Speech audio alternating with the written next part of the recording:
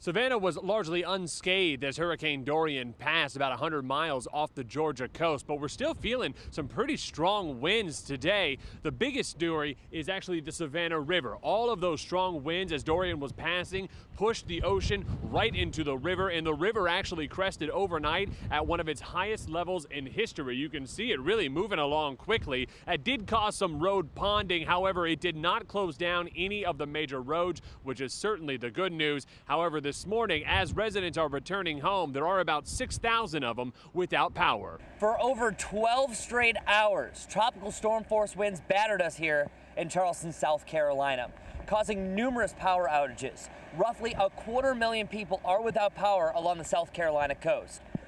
Out there, the storm surge was not the major issue, but did cause some flooding in combination of some of that freshwater rain.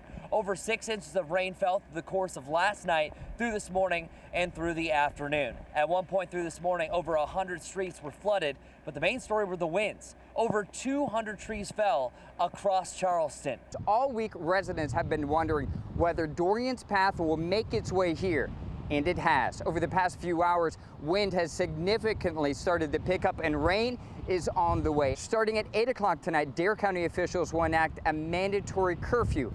County officials warn those who plan this day, you do at your own risk. If you need help, it may be difficult to get to you.